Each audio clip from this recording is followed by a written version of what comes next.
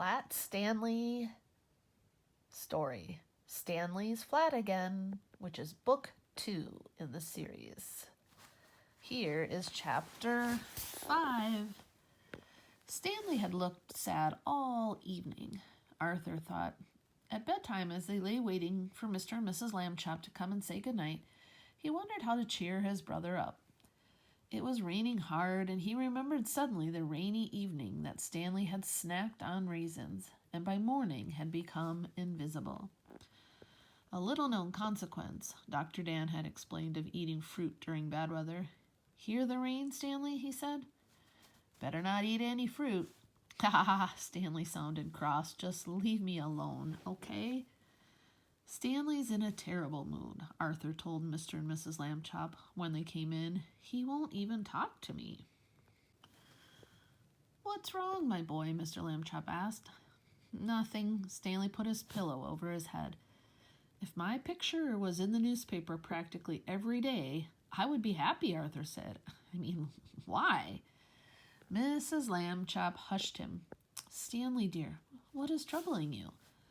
Nothing, Stanley said from under the pillow and sat up. "But why me? Why am I always getting flat or invisible or something? Why can't it just once be someone else?" "I wouldn't mind, actually," Arthur said. "Just for a while.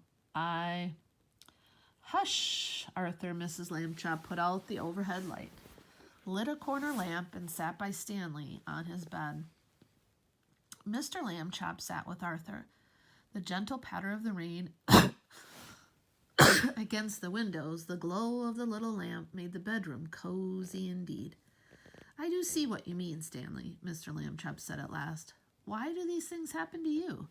Your mother and I don't know the answer either.